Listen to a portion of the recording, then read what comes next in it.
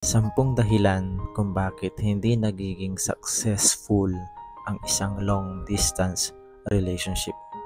Makinig ka para malaman mo. Number 1, one-sided love. Ikaw yung laging nag-a-update, samantalang siya palaging busy at may dahilan hanggang sa napagod ka na laging nagmamahal. Minsan kasi hindi third party ang dahilan kung bakit kayo naghiwalay, kundi ang kakulangan ng effort para sa taong nagmamahal sa'yo. Number 2, silent break. Ito yung hindi naman kayo nag-away pero biglang nawala ang lambing, effort at communication hanggang sa pareho na lang kayong naging strangers with memories. Walang closure pero ramdam mong tapos na.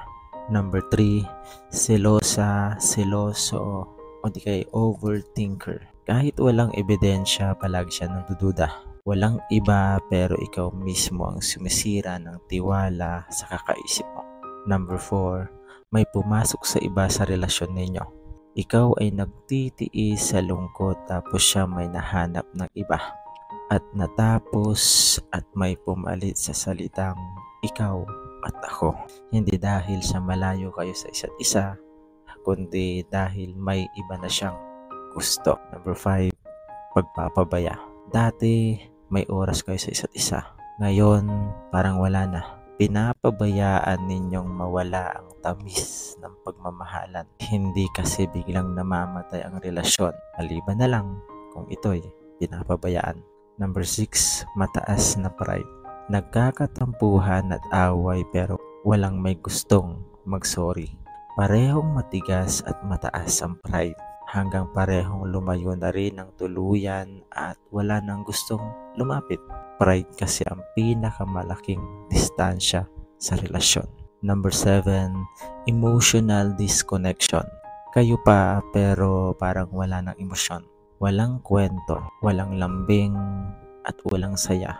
Nandyan pa kayo pero hindi naramdam. Present sa chat pero absent naman sa puso. Number 8, magkaiba na kayo ng plano sa buhay. Gusto mo na siyang makasama pero ayaw pa niya. Magkaiba na kayo ng gusto at kapag magkaiba na rin kayo ng direksyon, masisira talaga kayo kahit gaano nyo pa kamahal ang isa't isa. Minsan, mahal nyo pa naman ang isa't isa pero magkaiba na kayo ng pangarap. Number 9, kakulangan ng assurance. Minsan kasi hindi mo na kailangan ng regalo. Sapat na ang mga salitang ikaw pa rin at mahal pa rin kita at hindi kita iiwan. Kapag nawala kasi ang assurance, dyan na magsisimula ang pagdududa. Hindi distance ang masakit, kundi ang hindi mo alam kung kayo pa ba o hindi na. Number 10, i-follow mo ako kung nalaman mo na ngayon kung paano mo mapapatatag ang inyong relasyon, lalong-lalo na ang long distance relationship. Tandaan mo yan. God bless. 6 na dahilan kung bakit takot ang lalaki sa isang babaeng independent. Makinig ka para malaman mo. Number 1, hindi nila kayang kontrolin. Kasi hindi nila ito basta-basta mabobola o mapapaikot sa mga salitang malayo sa katotohanan. Number 2, hindi siya natatakot na mawala ang lalaki sa buhay niya. Lalong-lalo na kung hindi naman siya tinatrato ng maayos at tama. It means hindi ka kawalan sa buhay ng isang babae. Number 3, may sarili siyang buhay at pangarap. Hindi umiikot ang mundo niya para sa isang tulad mong walang kwentang lalaki. Number 4, hindi siya umaasa dahil may sarili siyang desisyon. Kayang-kaya niyang gawin ang mga bagay na nagpapasaya sa kanya kahit wala ka sa buhay niya. Handang manindigan para sa kanyang sarili. Number 5, alam niya kung ano ang halaga niya. Hindi siya magmamakaawa o maghahabol sa tulad mong lalaki wala namang kwenta. Number 6, i-follow mo ako para malaman mo na ang totoo talaga. Hindi naman nakakatakot ang mga babaeng independent, lalo na kung ikaw yung tipo ng lalaking loyal, totoo, marunong mag-effort at consistent sa pagpapakita ng totoong nararamdaman. Hindi ka dapat natatakot. Hindi yung sa una ka lang magaling. At kung hindi mo kayang gawin yan, matatakot ka talaga. Tandaan mo yan. God bless. 6 na hiling ng babae palagi sa kanilang partner na lalaki. Makinig ka para malaman mo. Number 1, huwag na huwag kang mag-cheat. Kahit mahirap at nagkakalabuhan na minsan, huwag mong hanapin sa iba yung saya sa tuwing nag-aaway kayo. Magkatampuhan man, huwag mong pansinin yung ibang taong gustong sirain ang relasyon ninyo.